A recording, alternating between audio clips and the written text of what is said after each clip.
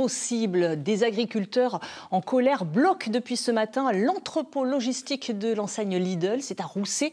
Une manière de mettre la pression sur le gouvernement avant la grande manifestation prévue lundi. Une action menée par la coordination rurale. Les précisions sur place de Laure Bourgoin et de Romain Péric. Ils veulent laisser une trace pour qu'on ne les oublie plus. Devant cet entrepôt, les agriculteurs revendiquent le manque de considération de leur travail par la grande distribution. Tous s'estiment sous-payés. Moi, la courge, c'est à 38 centimes le kilo. Vous voyez les tranches en magasin, c'est à 2,50. C'est x8. Je pense que le petit 50 centimes, vous pourrez nous le donner minimum, quoi. Le souci, il est là. C'est qu'on est là pour dénoncer ces abus-là et on n'arrive plus à en vivre, quoi. Donc là, on est au bout. Ce viticulteur déplore que les centrales d'achat négocient l'hectolitre à 170 €. Selon lui, pour s'en sortir, il faudrait le vendre entre 220 et 250 €. Que ce soit Lidl, Michel-Édouard Leclerc, Auchan et tous les autres, vous êtes des acteurs presque en quasi-monopole. Et aujourd'hui, votre monopole doit pouvoir servir à défendre l'agriculture. Ils ont les moyens, ils ont la possibilité de rogner un peu leur marge et de distribuer la marge avec nous. Ce matin, 30 poids lourds de livraison n'ont pas eu accès au dépôt de Lidl qui approvisionne 57 magasins des Bouches-du-Rhône, du Vaucluse et des Alpes. Simplification administrative, allègement des cotisations ou aide à la restructuration. Selon eux, les promesses n'ont pas été tenues. J'ai interpellé notre ministre de l'Agriculture le 17 octobre au Salon Med-Agri à Avignon. Elle ne nous a pas apporté de réponse. Elle a parlé de la PAC. Elle nous a parlé de la PAC en disant que l'agenda serait tenu. Ça n'est pas le cas. Aujourd'hui, il y a encore des exploitants qui n'ont pas touché les premiers paiements, les aides directes, les aides découplées, qui sont toujours en attente des premiers versements de la PAC.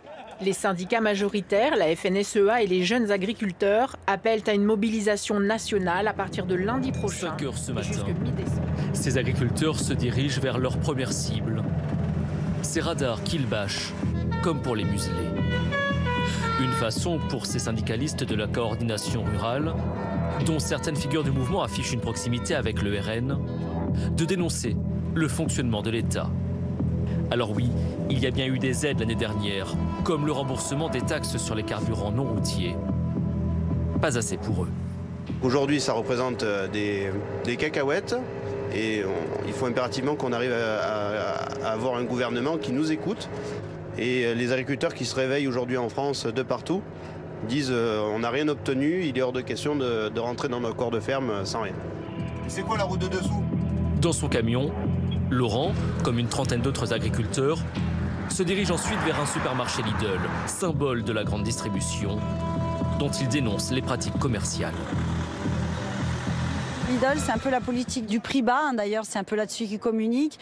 Donc nous, on aimerait leur faire comprendre que le prix bas, c'est aussi le prix bas payé aux agriculteurs.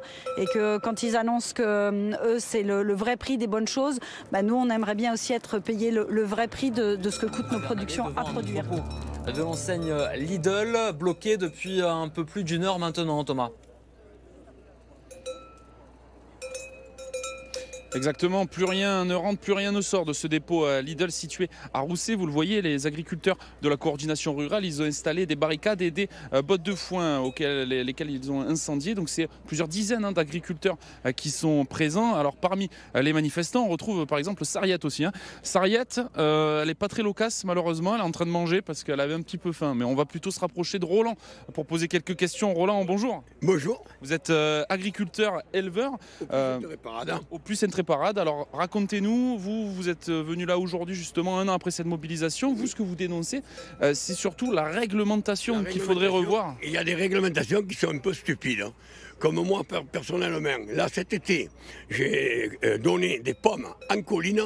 Alors qu'à mes moutons, parce que j'ai 300 brebis, j'ai 12 vaches, et systématiquement j'ai des pommes de retrait, j'ai des carottes, que là où mon troupeau est, j'y porte en complément de la nourriture. Et je me suis retrouvé avec un PV de l'ONF, comme quoi, dans le territoire du Conseil général, il est interdit de donner des pommes. Alors le PV a été sous forme comme quoi je nourris les sangliers. Alors qu'il est formellement prouvé que je ne donne pas aux sangliers, je donne à mes moutons. Vous parliez aussi voilà, de cette fameuse agriculture, par exemple, pour labourer les champs, ça aussi c'est problématique. Alors, bon, je finis avec l'histoire des trucs. Le Conseil général dit c'est l'ONF, et c'est l'ONF dit c'est le Conseil général. Total, ils m'ont mis une amende de 135 € d'amende que je conteste. Et sinon, ça aurait été 1500 € comme quoi abandon de déchets verts. Après, on a des lois, comme là, en tant que Natura 2000, on n'a pas le droit de labourer les terres pour semer. Mais par contre, il faut qu'on sème avec un semoir en semi-direct. Chose que quand c'est dur, ben, on perd 60-70% de graines qui sortiront jamais. Alors que traditionnellement, on passe un coup de griffon, on laboure et on peut semer. Mais la loi, c'est l'Europe, c'est les lois qui sont mal foutues. Voilà. C'est ce que vous dénoncez aujourd'hui, Roland. En tout cas, merci beaucoup pour vos réponses, Roland. On va finir en disant que les agriculteurs de la coordination rurale, ils seront présents toute la journée ici au dépôt de Lidl à Rousset. Et ils comptent rester jusqu'à 17 h. On se retrouve un petit peu plus tard. C'est en février qu'il y avait les grosses manifestations qui ont duré très longtemps d'agriculteurs. Qu'est-ce qui s'est passé depuis ? Moi, je retiens quand même que vous aviez obtenu des choses.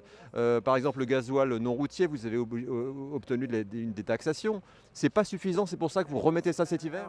On ne vit pas de la détaxation du gasoil non routier, on doit vivre de nos productions. Enfin, c'est quand même pour ça qu'on est là.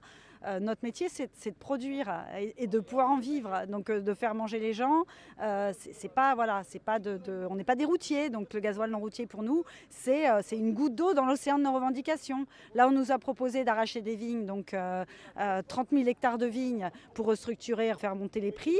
Alors moi, je vous le dis tout de suite, il y a 10 000 hectares qui ont été demandés pour l'arrachage, donc c'est-à-dire que la mesure qui nous a été proposée, qui est une mesure soi-disant structurelle, elle ne correspond pas à nos attentes. C'est pas ça qui va nous sauver. Donc il faut nous proposer autre chose et des mesures durables et concrètes, des allègements de charges et puis des mesures durables. Parce que nous, on est endettés sur des années, parfois 20 ans, et que sur des mesures de court terme, des fonds d'urgence, ça ne pourra pas fonctionner.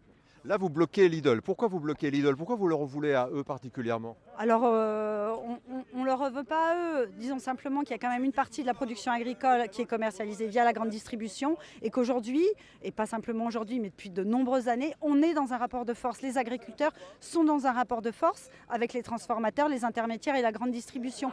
Parce que c'est la grande distribution et les intermédiaires qui fixent les prix. Ce n'est pas le producteur. Donc, on est dans un rapport inversé. Aujourd'hui, on devrait, nous, les producteurs qui connaissons nos coûts de production, devoir fixer nos prix.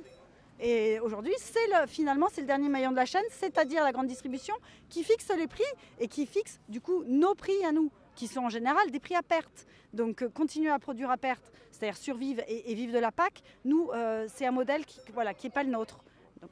Là, il y a une trentaine d'agriculteurs qui sont ici réunis. À votre avis, ça va durer combien de temps ? Ça veut dire que là, on est parti pour des mois. Moi, j'ai entendu parler du 15 décembre. Au moins jusqu'à mi-décembre, vous allez faire des manifestations. Vous allez bloquer des routes comme l'hiver dernier ? Alors, bloquer des routes, c'est pas une fin en soi. Nous, on préfère interpeller les acteurs de notre secteur. Aujourd'hui, c'est la grande distribution. On ira peut-être manifester devant nos préfectures, mais on préférerait avoir un dialogue raisonné avec nos institutions. Vous voulez bloquer moins que l'an dernier ? On voit que, en tout cas en février, quand on a bloqué, nous on est resté quasiment une semaine sur la 51, on a dormi dans notre tracteur, on n'a rien obtenu. Donc ce n'est pas la durée du mouvement finalement qui va conditionner les résultats, c'est dans un dialogue auquel on soit associé, parce que là en ce moment quand même on a l'impression qu'il y a 15 syndicats, voire 2 syndicats FEDEGIA qui dialoguent avec le gouvernement et que nous on en est totalement exclus. Donc on veut faire partie du tour de table et pour le moment nous en tout cas au niveau de la coordination rurale on n'est pas entendus. Donc malheureusement on est là aujourd'hui face à l'AGD, demain on sera ailleurs, s'il faut manifester tout l'hiver on le fera et puis toute l'année tant qu'on ne sera pas entendu, sinon de toute façon on est condamné à mourir.